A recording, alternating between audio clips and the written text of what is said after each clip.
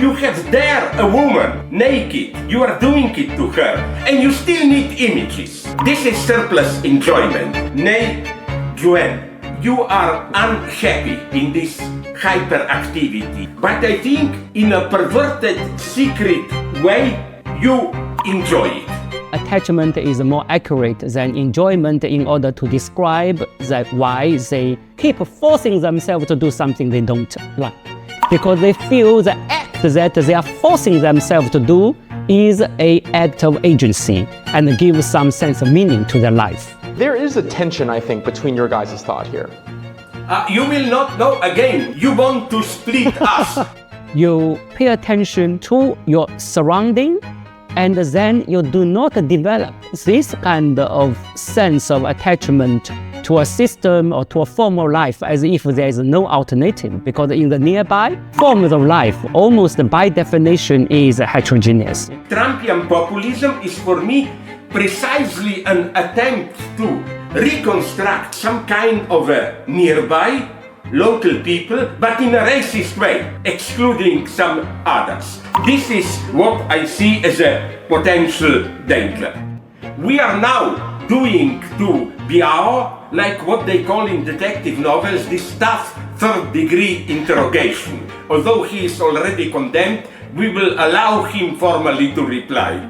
Yeah. No, that's it. I think the genuine surplus enjoyment, right? Being questioning so deeply and seriously, both in West and in other societies, including China, is a sense of nihilism. How we can rebuild not necessarily a substantive consensus, but at least a common space for dialoguing and move forward.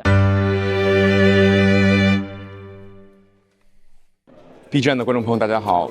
今天呢，我很荣幸的收到了 B 站一麦三连的邀请，帮着大家主持一场与两位很出色的学者的思想交锋。一位学者呢是当今最具有影响力的哲学家之一 Slavoj Zizek， 长期致力于研究 Lacan 心理学以及马克思主义哲学，并且自己也建立出了一个非常独特的政治和思想立场。第二位嘉宾呢，我想大家也会很熟悉的，就是提出内卷和附近的消失的中国教授项飙。那今天呢，我们会围绕着 Zizek 的新书《享乐与虚无》，去探索为何在当今社会享受享乐却成为了一种负担。AI 到底是会征服还是会解放人类，以及 Zizek 对内卷和当今中国社会的评价。Enjoy. We're here to discuss the Chinese release of Professor Zizek's book, Surplus Enjoyment. And with us here today is none other than Zizek himself, as well as Professor项飙. Professor项飙is a social anthropologist who studied at PKU, at Oxford, and now is at the Max Planck Institute.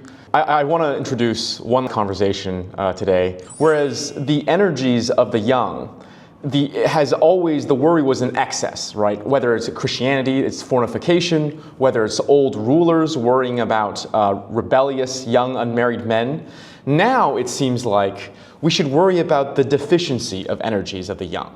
Whether it's in the lie flat movement, 躺平, whether it's the fact that people in developed nations aren't having enough sex even to maintain subsistence in growth rates. In this conversation, there's been two explanations that I've put forth about what is causing this erectile dysfunction of the mind, if you will. One suggestion is项飙's idea of 内卷, which Zizek brought up. And the idea here is that there's so much pointless competition, there's so much ostentatious and performative hard work that people are just so exhausted. But another explanation is what Zizek described as too much permission. It's because nothing is forbidden, there's too much freedom that creates a kind of loss of energy. So I wonder if we can hear some closing thoughts about what is causing the lack of energies, romantic, vocational, or otherwise, in young generations. And maybe we'll begin with Zizek.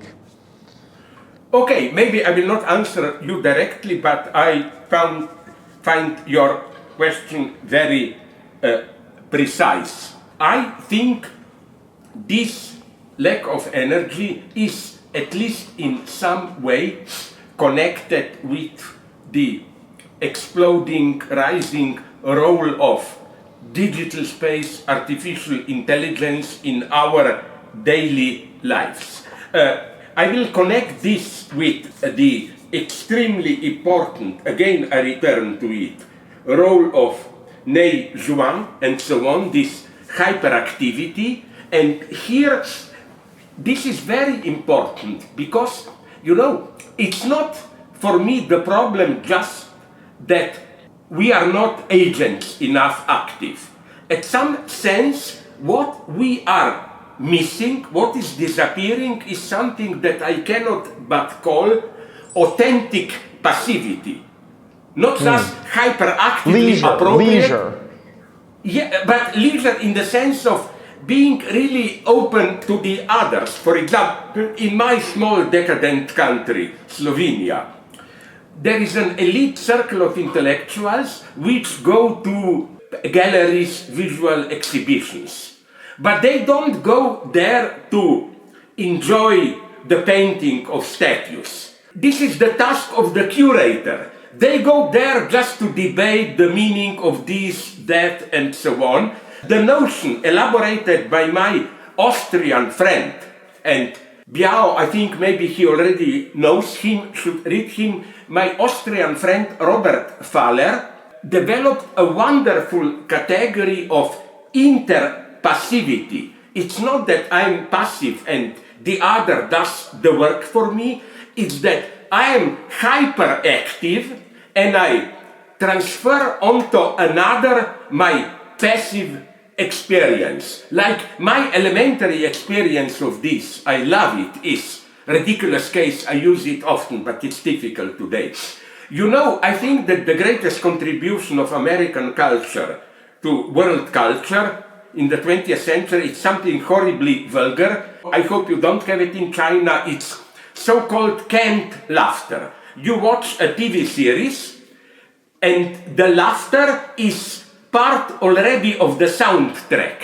And maybe I am an idiot, but for me and for my friends it works. You sit like an idiot, you just stare, maybe I even work on a computer, and the TV screen even laughs, has a passive reaction for me, so that at the end I feel relieved. It's almost mystical experience. The other can assume the passive experience. So I would say that the way out of this deadlock of Juan is also authentic passivity, not in the sense of inactive, in the sense of opening to the other, not just bombarding him with demands. The second point I would say this is that I'm not surprised, maybe these are false data, by some measures of IQ which show that from 2010 humanity all around is getting a little bit more stupid and so on. Because the problem I find with ChatGPT, we are not idiots. When you have a dialogue with ChatGPT, you know well that it's a machine. But we have a situation that my friend Alenka Zupancic developed in her book as disavowal. The French phrase, je sais bien mais comme même. I know it's a fake, a machine, but nonetheless I can enjoy the conversation. My wife sometimes spends hours chatting with ChatGPT and he tells me, you know, it's at least more friendly than you. It always answers kindly and so on and so on. And let me go to the end in this direction. For example, probably even most of my Chinese readers, listeners know, but it's my favorite joke of story, rather. I used it 10 times in my books on how sex will soon look. You don't even need a machine to interact with you. You have a date. You take with you, you can buy them, it's disgusting in the West, a kind of a artificial vagina. You connect it to electricity, you put your penis in and it shakes, it masturbates you. Then for women you have these dildos, plastic penises, no? So what's the ideal date for me? I make a date, we meet at my place, then we both connect our machines to electricity, We put plastic penis into plastic vagina and we hear the buzzing of the machines. And we say, okay, the other is enjoying for us and maybe it's nice. Then we can have nice talk without any pressure to enjoy and so on. Of course, there are problems here. To make 2 steps further here, and then I will conclude. You know what I'm really afraid of? Okay, maybe. I read a couple of days ago even that in China, and this is not a reproach, you have to do it because everybody is doing it. You also presented publicly the first example of what Elon Musk called Neuralink. This idea of a direct link of your flow of thoughts with a machine. I think that we are still at the first phases, but nonetheless, things at a modest level already function. Here I see the true threat of becoming post-human, where you lose not your privacy, I don't care about privacy, but you lose your inner flow of thoughts. It's directly transparent to the other, to the one who controls. And here I see a big problem, and to go into my usual obscene topic, this will ruin sex. Sex is not just act, sex is also gentle flirting, procedure. If I can see how your thoughts are, we just look at each other. And then we immediately know, I would do it, me also, okay, let's go to bed or what. It's an incredible vulgarity. Now, just to conclude 2 maybe more problematic points. I have no illusions about we are more intelligent than machines. Would you agree or not? This will be my next book, that I see 2 things, and I spoke with specialists, that I doubt if AE machines can do it. Maybe they will, not now. Small things, not mega complex thinking. First, small rituals. You know how many people have these rituals? For example, if you walk on a floor with square stones, you automatically develop there must be at least 2 stones between one step and next step. You start to follow certain rules of these stupid daily rituals. They have no meaning. They just introduce a certain empty meaning, like there is an order, and this may surprise you. The second one, can artificial intelligence swear? Swear in the sense of cursing, using dirty words. Of course they can if you put this into a problem. But you know, swearing, using dirty words, Jacques Lacan, my teacher, says this is something very fundamental to human language. It doesn't just mean I cannot do this, I'm angry. It means I'm angry because I don't even have the words to properly express my displeasure. So I think here things get here very complex. My general conclusion is maybe artificial intelligence will think in some way, but we shouldn't compare what will maybe emerge with our human thinking. It will be at a totally different level. Just so that we don't run out of time, my last question to provocative, to Professor Biao, now I'm aggressive, consciously, Professor Biao, is it not that what you call Nei Zhuan, or people call, that is to say, this fake hyperactivity, how do you relate this to what I follow in China and find pretty interesting? I know the same thing happens already in parts of the United States, in South Korea, in Japan. What I think you call, I'm sorry if I will mispronounce it, Bai Lan, let it rot. This withdrawal into passivity. Let's not engage. Don't you think there is a certain parallel between this fake hyperactivity and this withdrawal into this let it rot, the system, do nothing? And it's a great problem. Great. So the Johnathan question about the lack of energy or the powerlessness of the yang, It really brings Slavich's thinking and my thinking actually very nicely. My answer is very simple. What causes a lack of energy? One word, the lack of gaps. Because we feel that we have a life force, we have vitality, we take action and etc. We can imagine it is because there is a space that we can act on. And there is certain void that we can fill with our actions. And by doing so, the world will give us some responses.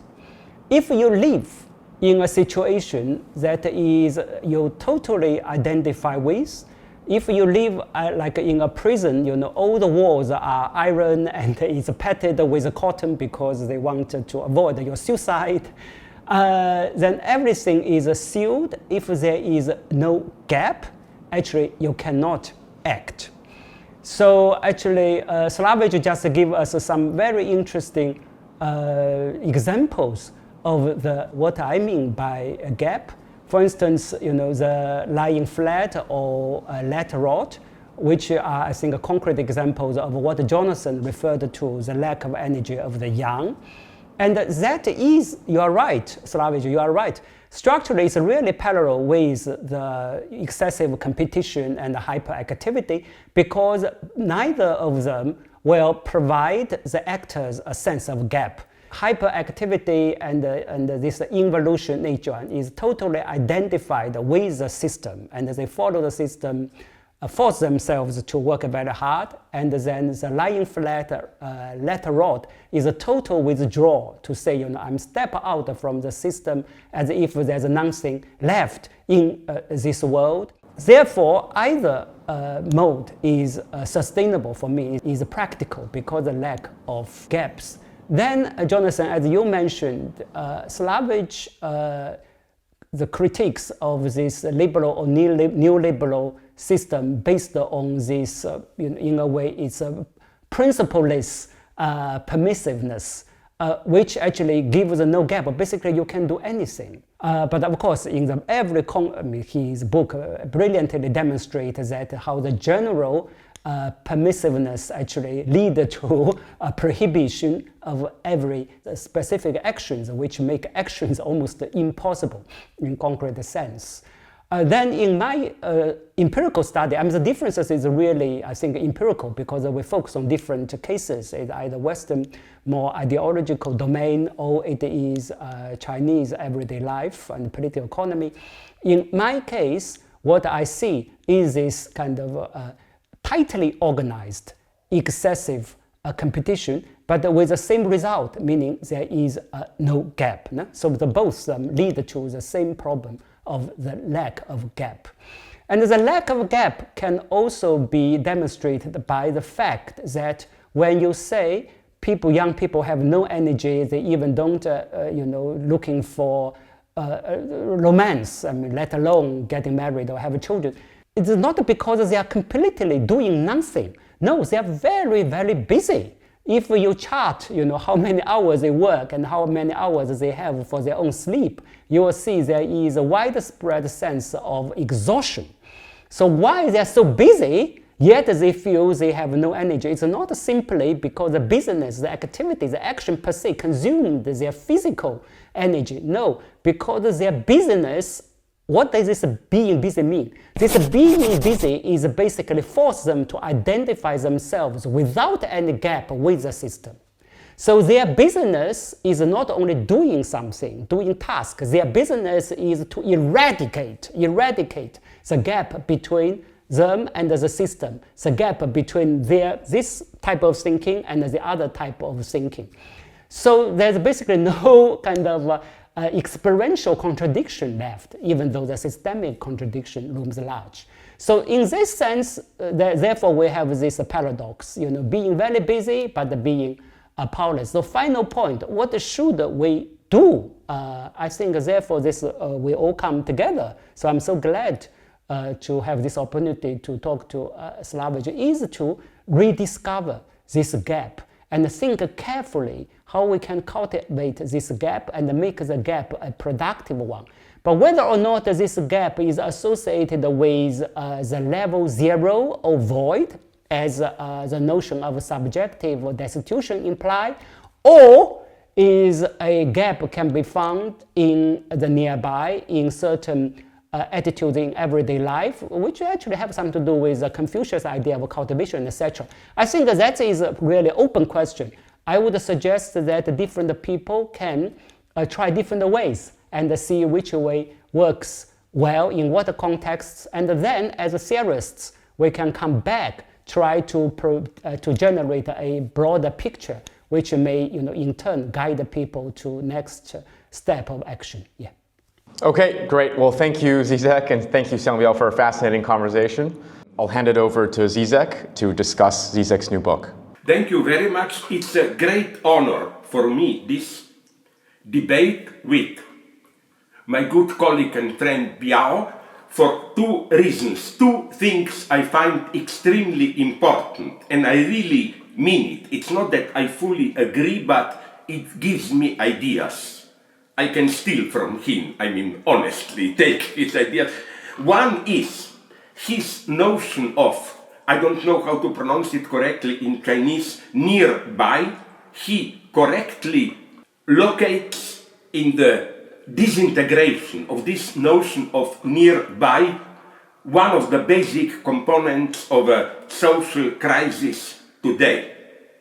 That's first. And second, his identification of a certain subjective stance, I'm sorry for mispronouncing it, that he calls Nei-Juan, this kind of empty in the sense that you don't see meaning in it, but nonetheless you think that if you are hyperactive in some cause of external success and so on, even sex, that you will get at some meaning, and the result is even deeper meaninglessness, and to be frankly, in the domain of sexuality, even less sex. So let me briefly begin. In the American United States Constitution, at the very beginning, they say all people independent of race, which is obviously not true, and so on,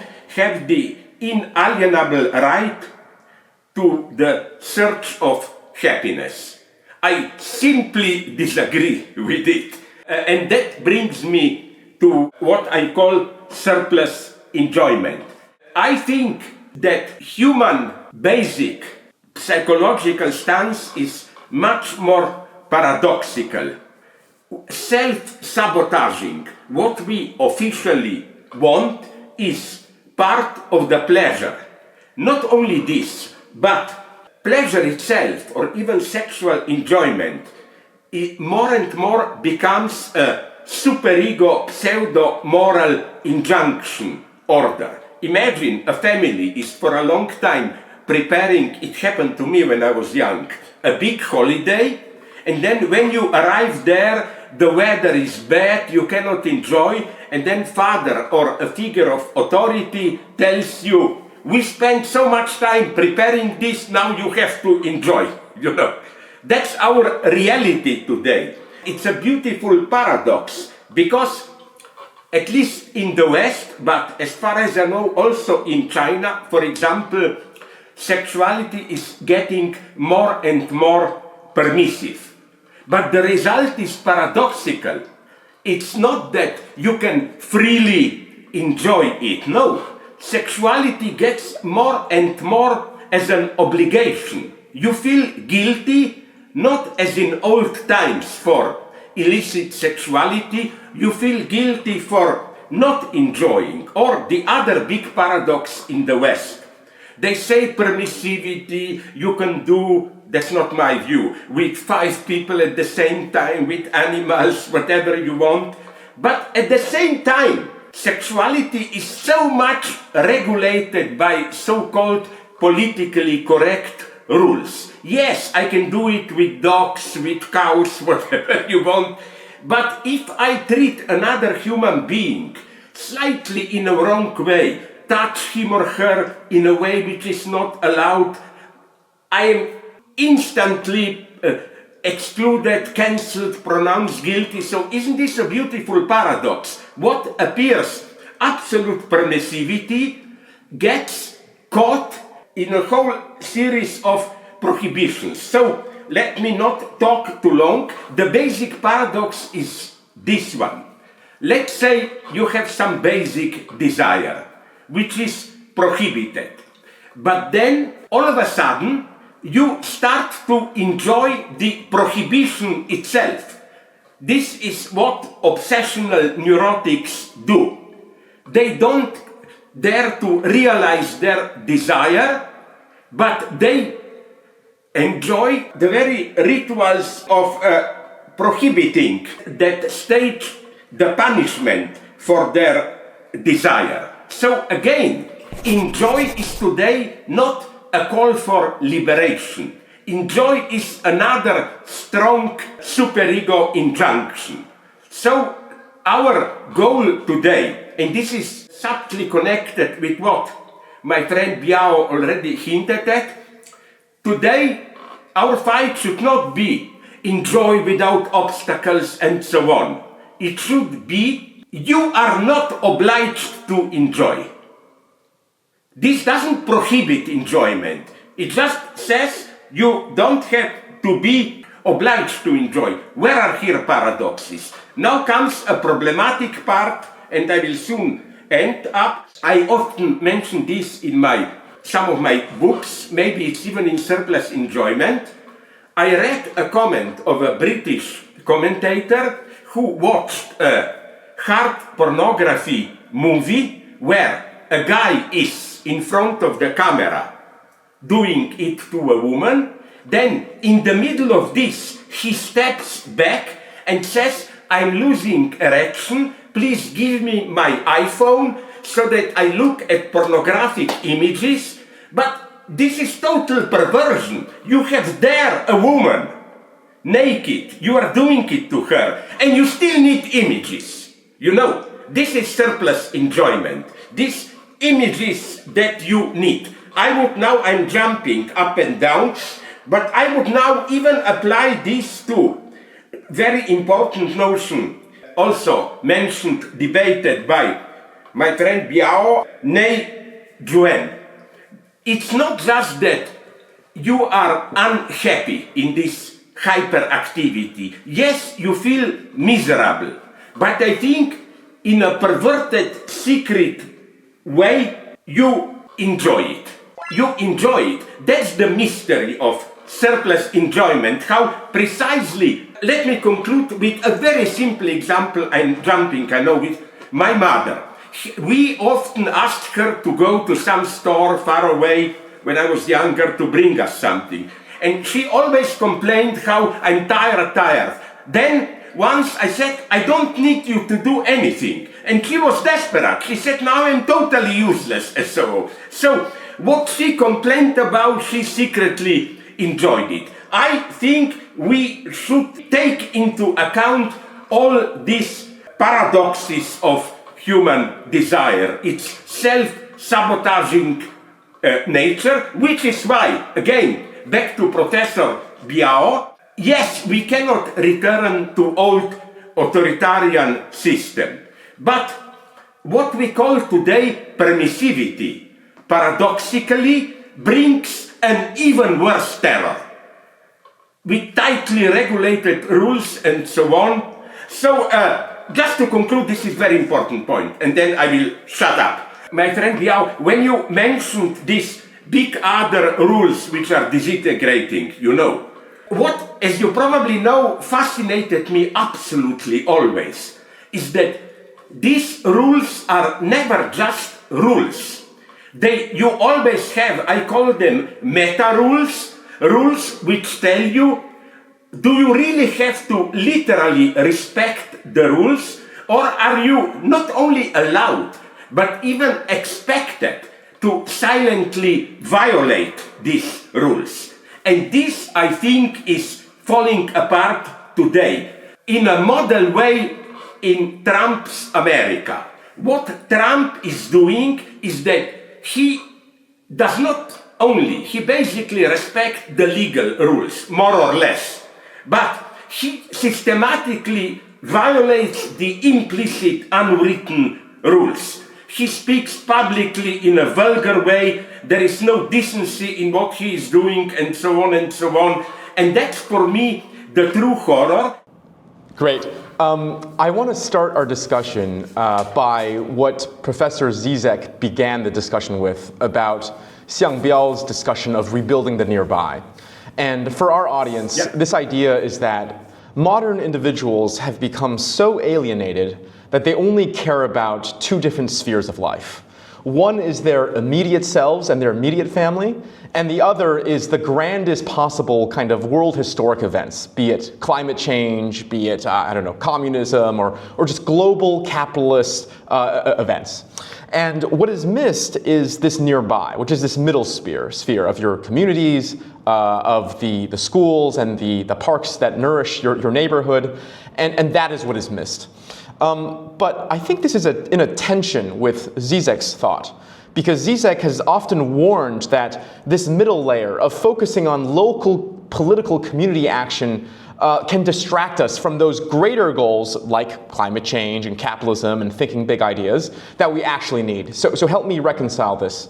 Professor Biao, why don't you give the first take here?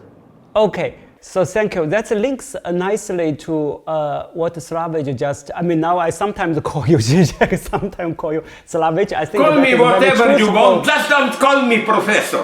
Okay, but this is really indicate the developing relationship between us, not because it's our first direct conversation, but yet I feel I'm, of course, familiar with your work, but after reading your book, I feel there is a deep resonance between us. So sometimes you have a public figure out there, Zizek. Sometimes I feel you are a person that I feel so fortunate that I will be able to think with. So they are Slavoj. So there's then related to the nearby, I think the tension or the possible way to put them together, I would say that I see more commonalities than tensions, Johnathan. Why is that? There's two things here. The two things actually directly drive from Slavoj just said now. Number one is a question of related to the question of gap. And actually in your book, Slavoj, you actually gave good analysis because Trump is the return of the repressed. The return of repressed is not to go back to address the big other, the symbolic order need to be reformed, but they say, okay, I'm almost a naked person. I have been repressed by the big other, so therefore now I want to get rid of all these rules, all these norms, and I just speak out so-called authentically and related to other repressed people directly. What is the consequences here? When the students in the 1968, when they speak out in the language to say, oh, we want to be rebellious, we want to completely open, they are talking to a gap between a quite rigid structure, norms out there, conservative social order on one hand, and the individual desire to be free, to explore, to be adventurous about their life and to be authentic to their dreams and etc. Because there is a gap there, so therefore the student's voice is a voice for me, is energizing, is mobilizing, and also enable us to see more clearly about the gap. And this gap, or the awareness of the gap, and the action, try to fill the gap, provide positive surplus enjoyment. But now Trump started talking. And again, I think this is because Trump is speaking in the historical context in the 2020s. It's 50 years after, more than 50 years after 1968, after neoliberalism, after multiple imperialist wars and etc. So the old conservative, rigid social norm has already been replaced by this liberal and neoliberal permissive social order.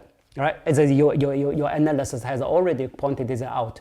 In this historical context, when Trump speaks, There's no structural gap here anymore because there's already a very widely permissive order, social. The symbolic order and the big other has already been integrated, and so therefore he speaks as a naked person, as an individual. True, probably is very authentic as a person.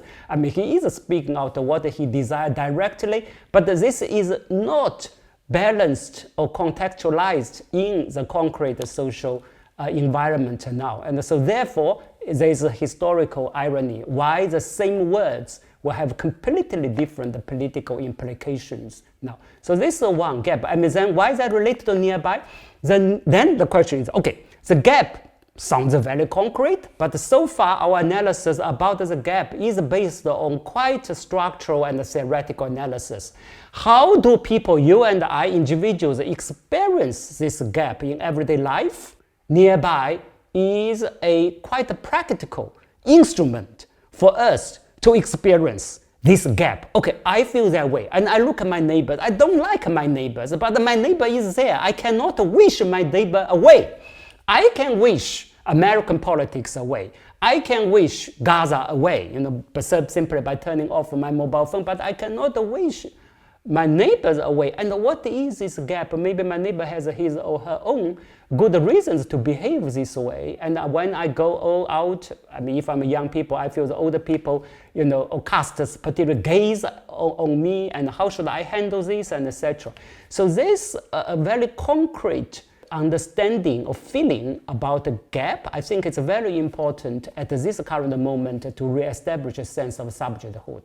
And secondly, very briefly, nearby is related to Slavic thinking. I think has something to do with the question of attachment vis-a-vis enjoyment. Here is a question for you, Slavic. You said, like in this excessive competition, or like even the performance of erotic action in front of camera, you need image. You don't take enjoyment from the thing itself, but you take enjoyment by taking the ritualistic performance of doing so. That part give you enjoyment. The competing with other people is painful, but the competition itself as a form, as a way organize life, give you a sense of enjoyment. This I slightly disagree purely on the ground of empirical experiences. People probably don't feel that is sense of enjoyment, but they keep doing it. Why? Attachment. Then attachment, then can we say attachment is the sense that if they don't live life in the form of competition, they don't know what would be other viable form of living they can adopt, which will give them sense of meaning. So therefore, sometimes, then I call it a double alienation. Sometimes they do force themselves to do something they hate because they feel the act that they are forcing themselves to do is an act of agency and give some sense of meaning to their life. And this kind of meaningfulness of self-punishing, self-denial, for me is attachment because they cannot get away from that, and they fear. They fear if they lose a competition, if you step out from this form of life, there's nothing left for them in this world.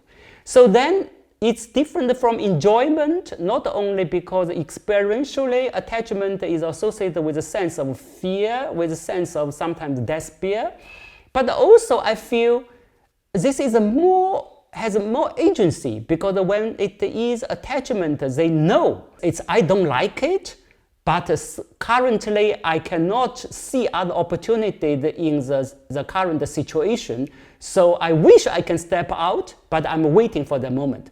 But if we conceptualize as a sense of enjoyment, as if this kind of layer of awareness become elusive to the analysts as well as to themselves. So this is why I wonder whether attachment is more accurate than enjoyment in order to describe why they keep forcing themselves to do something they don't like. And that's related to the nearby too, in the sense that you pay attention to your surrounding and then you do not develop this kind of sense of attachment to a system or to a form of life as if there is no alternative, because in the nearby forms of life, almost by definition is heterogeneous. You know, you have different neighbors, and you have security guard, you have cleaners, and you have shopkeepers, but probably also you have some very high income groups, etc. This heterogeneity, this rich fabric of life will probably make you more committed to life itself, but probably less attached to a single model of life. So I want to hear, what do you think? Thank you very much. This was very profound. I would just like to give you a couple of very precise answers. First, would you agree that to your vague triadic categorization, intimate life, just your narrow family and so on, not the nearby of community, then we have the nearby, and then we have the common space. What I would like to do here first is to introduce another category between the nearby, which is nonetheless people with whom you are in more or less immediate contact, and the universal causes. War, peace, ecology. There is patriotic national identity. People are forced to, it's very ambiguous. People usually say, I'm ready to die for my country. Much more than I'm ready to die, unfortunately, for ecology or whatever. This means I find dangerous, because today I think would you agree with this? The result of I totally agree with you on your positive evaluation of nearby. I think this limitation to private sphere is a catastrophe. But I think at the political level, we got, and maybe this is an effect of this disintegration of authentic nearby, we get what we usually describe as neo-fascism, but South Korea has it, Japan now, I learned, a new right-wing country, look at Israel, look at Trump.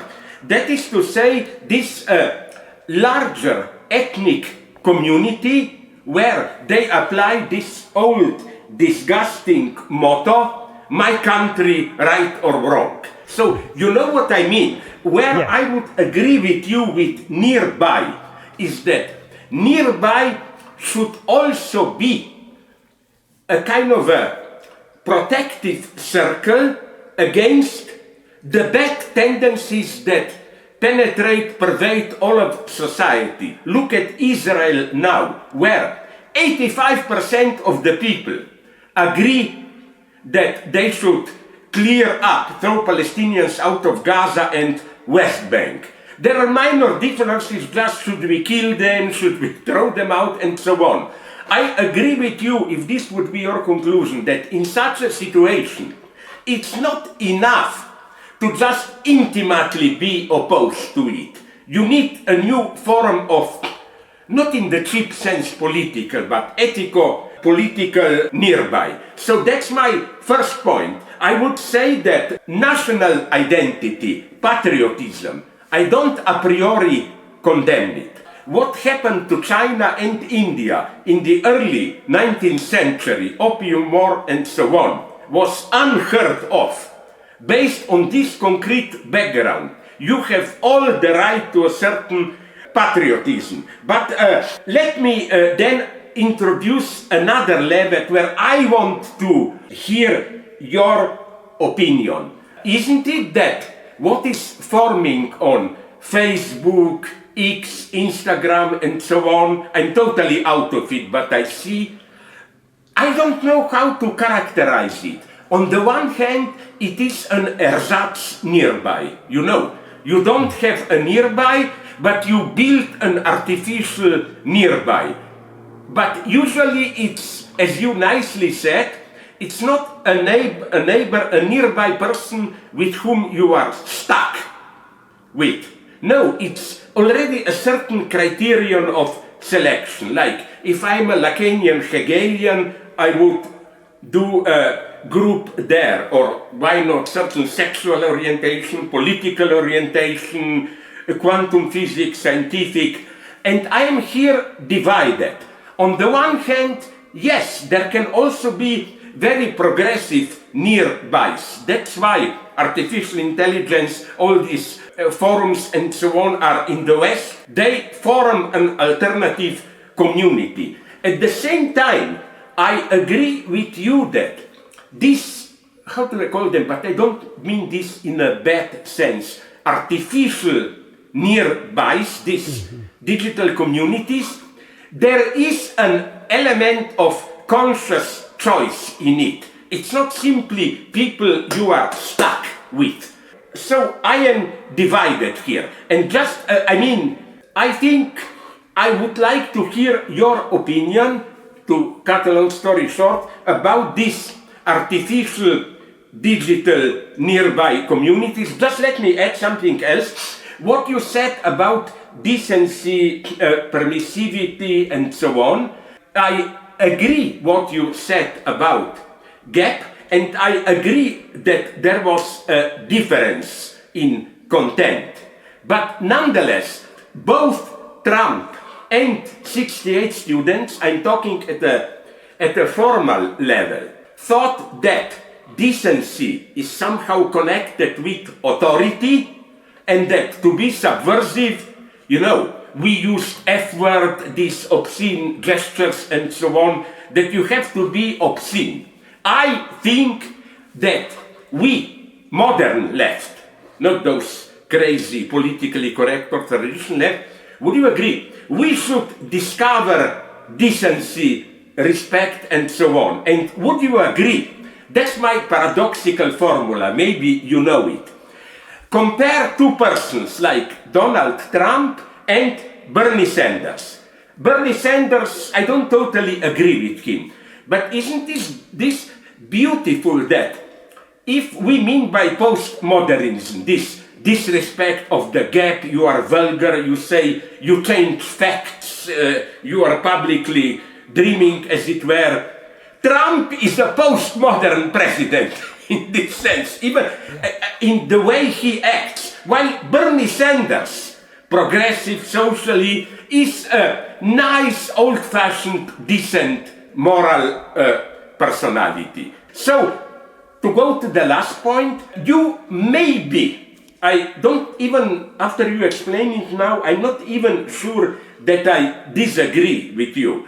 But if I read you superficially, I think that I see one potential danger, which is that nearby can also function, especially today, in an exclusionary way. Nearby, all those who are close to me, but you silently exclude foreigners. Or you can do as you mentioned, you have servants or whatever from other classes, but they remain outside in some sense. So the big problem is how to prevent what Trump is doing. Trumpian populism is for me precisely an attempt to reconstruct some kind of a nearby local people, but in a racist way, excluding some others. This is what I see as a potential danger. Please strike back. I will say I myself am most curious about Zizek's proposal about online spaces being a kind of new nearby, but functions very differently. It is a type of community, but it functions very differently from physical communities we had before, especially given the algorithmic control that big companies sort of operate on top of these nearbys. And so would love to hear how you think about online spaces as a good or bad example of a nearby, as well as what you think, if AI will make the situation better or worse in these communities. Maybe so just one sentence. So I agree with you, Johnathan, objectively, even if we are all friendly, We are now doing to Biao, like what they call in detective novels, the staff third-degree interrogation. We are both now confronting him with a problem, and since we are democratic, although he is already condemned, we will allow him formally to reply. Yeah. No, that's it. I think the genuine surplus enjoyment, right? Being questioning so deeply and seriously. Let me start with a question Johnathan also repeated about the virtual community. I think it's very nicely related to Slavic's thesis, actually, about constraints and the permissive culture. What is the virtual community? When the internet became publicly available from military technologies and become a public good in 1996, I think, or 1993, we remember there was an internet utopianism to say that it is really free flow information, open access, and you can really, it will be the final death toll to the authoritarianism and etc. And then it became a commercial enterprise, and we see that the internet and the platform economy became the domain where capital became concentrated in a speed and a scale unprecedented in history. Then why is the internet, what was the utopia, the internet utopianism, I think has a good basis at that time, because they said it is no limit and it's a free flow. And today, in some sense, internet is still no limit, even if there is managed and manipulated by capital and by AI.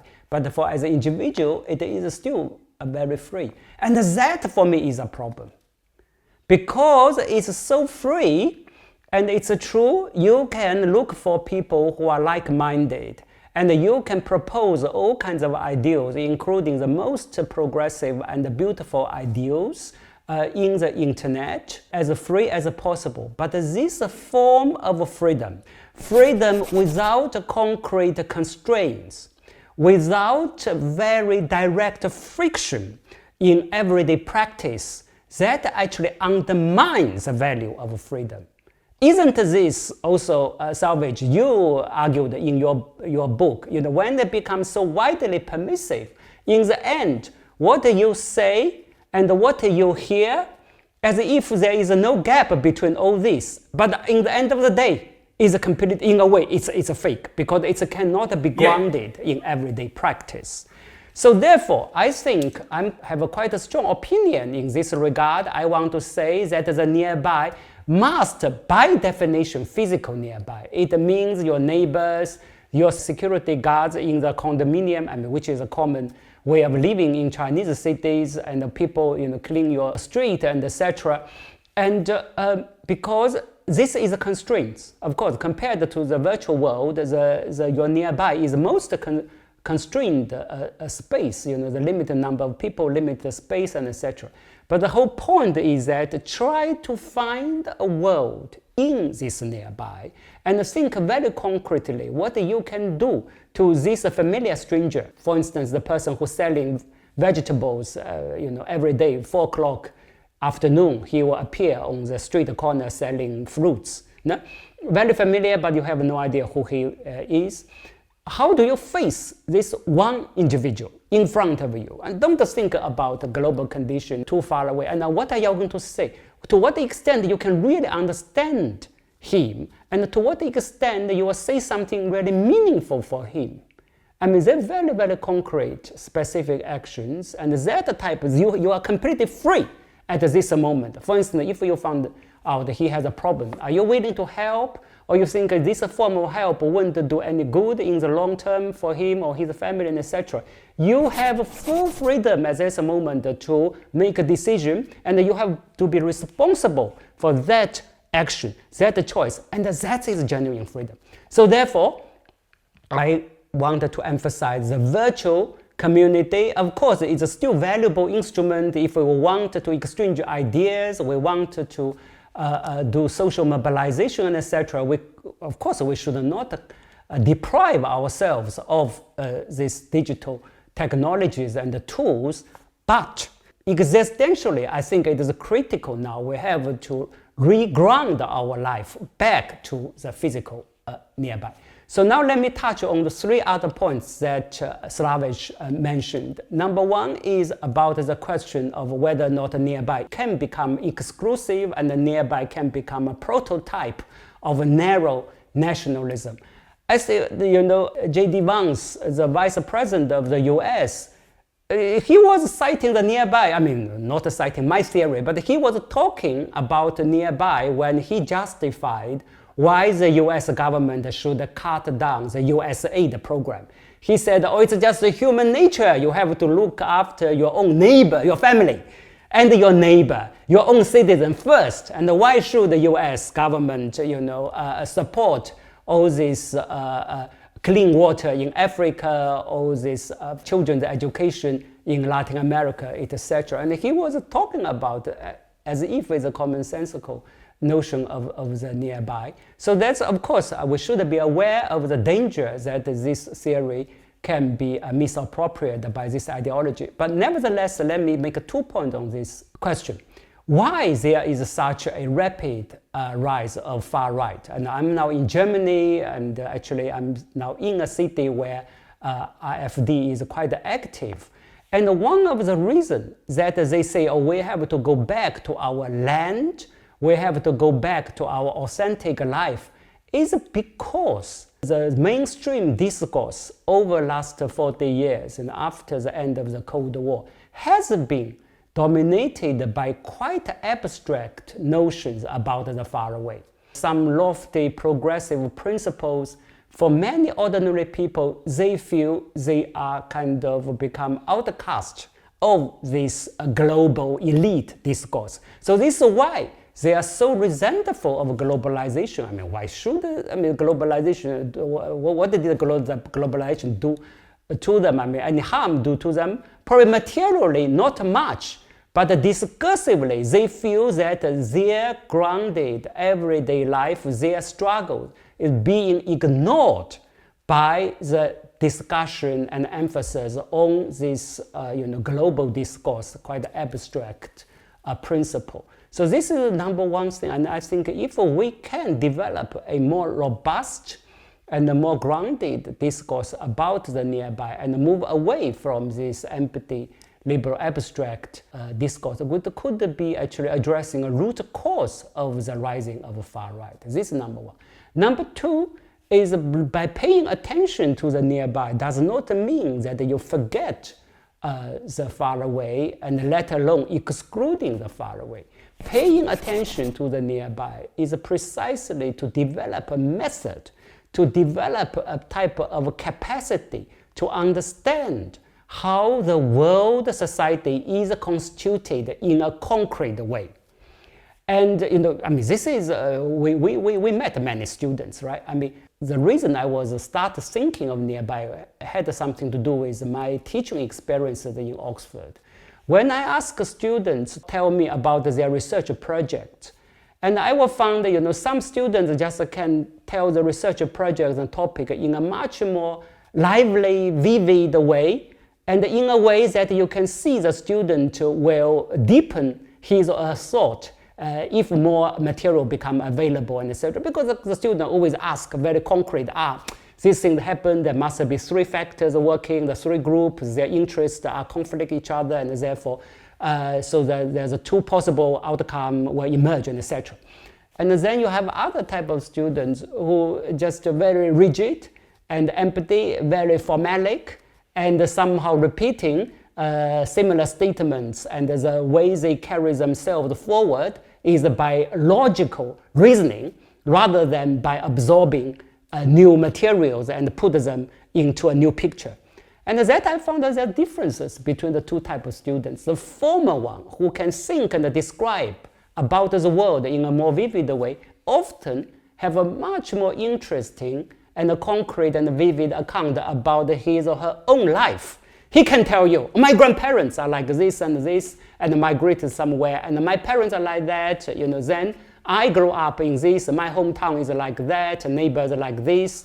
And they have the capacity of putting their life in an interesting and revealing picture, starting from their own personal life, starting from their own nearby. And the second type of students very typically cannot give a concrete and a clear account about their own life, their parents, neighbors, and nearby.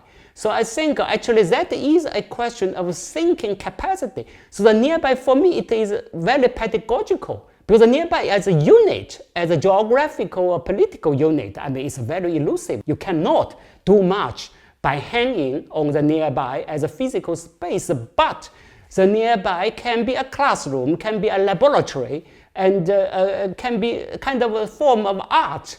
What do I mean by that? Because you can use that to exercise your eyes. You're going to train your accessibility. You can train the way you talk to people, and with that, you will have a more concrete and more, I would say sometimes more a skeptical view about all these big messages being circulated in the social media, because you can smell there's something else beneath this big message, beneath these very simple stories.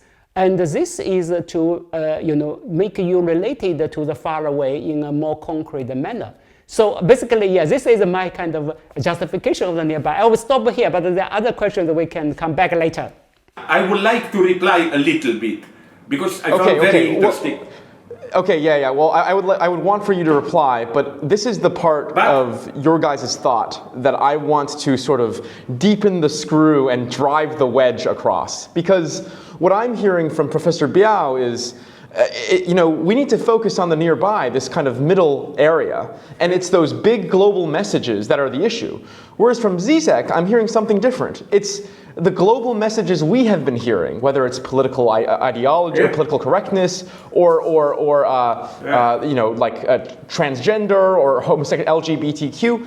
It's the type of big global message that's wrong. But Zizek's exhortations are still to think big and still to think on a global scale, whether it's around global capitalism, right? So there is a tension, I think, between your guys' thought here. You will not know, again, you want to split us. You want to introduce a split between progressive forces. So let me answer you briefly. No, I read Biao, my friend, not professor, my friend Biao, in a little bit more refined way. Did I get correctly your tone? Let's take ecology. I see here a tension between the state, patriotic unity, where they de facto do nothing, and my wager is that nearby, your circle, for which ecological trouble can be a very empirical experience, flooding, my ideal is what old Marxists would have called dialectical unity of particular and universal. That you should make ecological crisis not some abstract notion, but link it to your concrete experience. I cannot even go out, there is flooding, we don't have water. Why establish here a direct link to a global issue, not fully trusting your state, which can do its own play? But another question, where maybe there is a difference, I think it's more in subjective attitude. I'm a little bit more pessimist in the sense that I had experiences, what you, Biao, said about this. Let's say you live in an upper class gated community, no? But do you know, I regularly experience this, because now I will tell you something that will surprise you. I am in one thing I am good, forget theory, in establishing, maybe even through vulgar jokes, contact with ordinary people, servants, and so on. And they are well aware of how, when they work for a rich family, they are treated in a formally polite way, but there is a kind of a fake friendliness, which in some sense excluded their true inner world even more. First point. Second point, when you said understanding the other and all that stuff, but I think that it's a very problematic point. I repeat it in my work. I ask you that if you experience how your other, whoever partner sees the world from his/her, their own perspective. This can also be a lie. Inner truth can be a lie. If you look at Nazi criminals or some, they can have an inner story full of fictions, like many Israelis now feel that they're just fighting for survival and so on and so on. For me, your inner experience can also be a lie covering up horrors that you are doing, committing in social reality. But here again, nearby helps, because nearby there can be more truth in nearby, in how you effectively treat your neighbors than in your stupid, shitty inner experience or what. Last thing, now I come to the maybe to give some satisfaction to our reactionary counterpoint, Johnathan, where there is maybe a gap that I see. First, would you agree, when you talk, I admire this double alienation and so on. First, would you agree with my old analysis that this alienation, I see it at three levels? First, we have simple alienation. Let's say you work in a stupid classical factory, repeat all the day the same mechanic gesture. It's horrible, but at least it, in some sense, leaves your mind free to dream about freedom, sex, art, whatever you want. Then you have something which is ambiguous in the sense that it's very nice ethically, but it can also be oppressive. Let's say that, and we are approaching that era with many old people, you work in this health caring field. There you are not only, if you are human and not a pig, you are not only expected to change the diapers, whatever, of these helpless old people, you are expected to show a certain kindness, smile at them, but this is also, you know, you must fake for a good cause. I would fake. You would like to strangle that older woman? No, I'm a human being, I will be kind to her. And then here I think your idea of Juan enters. What you are describing, I agree, as double alienation, is, I think, the worst alienation. Why? Because it's not just I'm doing something, I don't identify it. You know what would be for me the ultimate nightmare? To be I have, let's say, to participate in some scientific management board where we debate how to do new inventions, to exploit people. I find it disgusting, but I don't only have to participate. To succeed, I really have to mobilize my mind, be active. That's the ultimate thing. It's not that your creativity is squashed. It's that you have to be hyperactive, collaborating, but for a horrible cause. And my last point, now comes the provocation. What I like in your notion of nearby is that, yes, I don't want to be friends with all people. I don't think I am a fascist if I say this is my circle. I don't want to kill others, I want to take care of them, but I don't like this politically correct, however you call it, stance that, you know, the further the suffering is, the more you should sympathize. This logic of how can you care with the poor neighbor of yours if people are starving in Somalia? You know, like the further they are, all the better. There is something fake in this. I am ready to help people all around the world. But I don't want even to understand. I'm ready to help others even if I don't fully understand. We never fully understand even ourselves. In this sense, now comes my provocation. I wouldn't like to, some leftists in the West believe in it, in this self-management, small communities where you don't only work, but every afternoon you meet, you debate schooling, water supply. No, I like to have a certain distance, you know, not total immersion into your social circles. Slavish, your global scale of thinking and how that related to nearby as a lens. not necessarily as a physical scope where problems are confined, but as a lens through which we see larger pictures.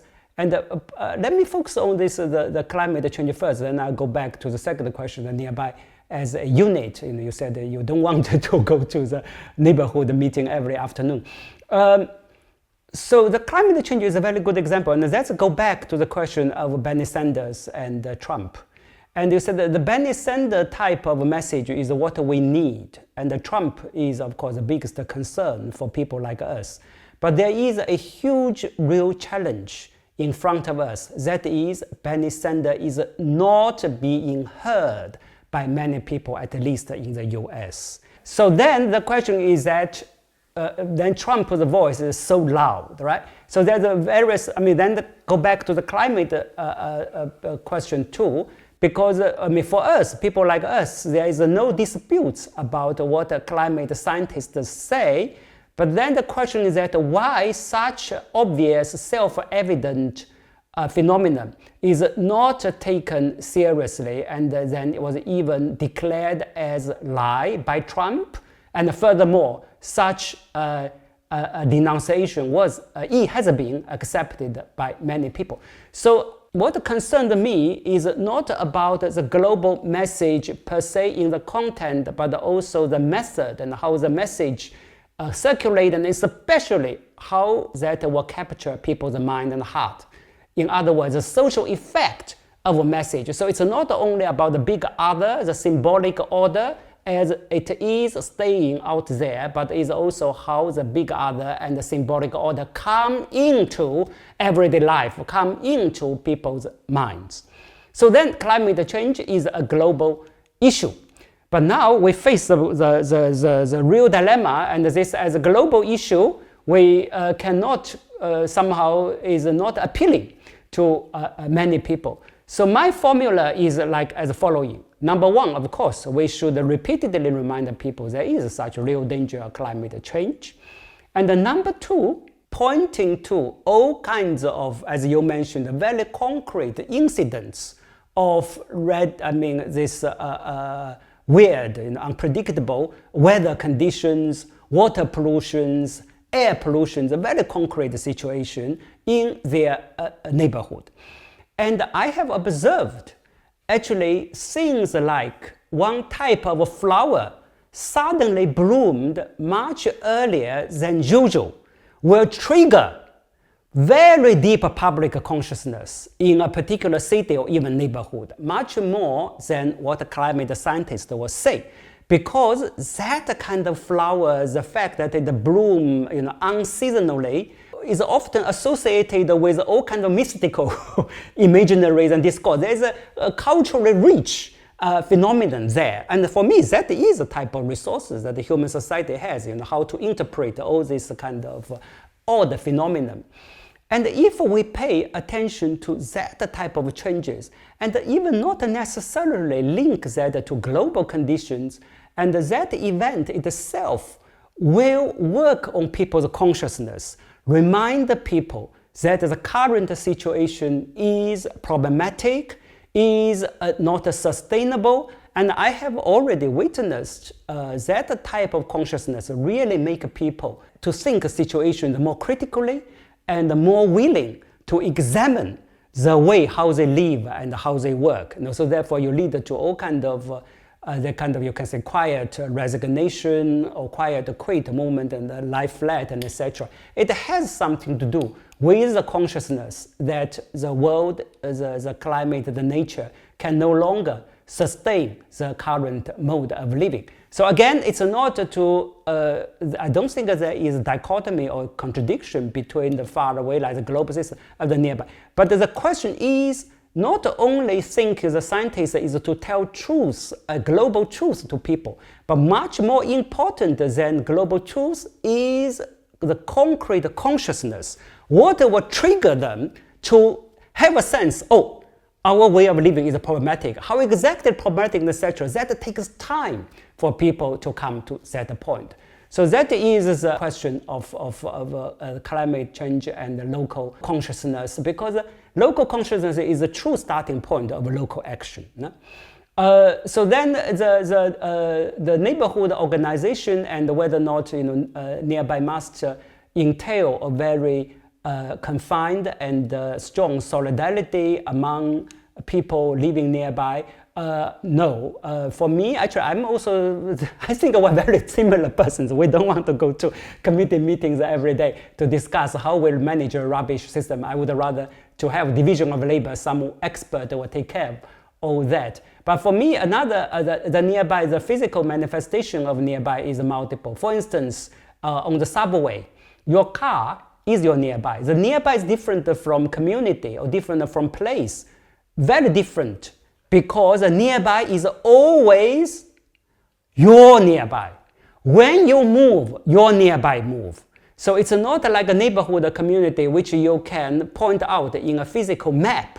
Your nearby cannot. When you go to work and your nearby is in your office, when you go to the airport, actually at that moment your nearby is the airport, then do observe what kind of people are flying, what kind of people take EasyJet, what kind of people take business class, and how people manage their family relations. Suddenly some people start quarreling when they're queuing, and why is that? And for many young people, that kind of things are something really evades their attention.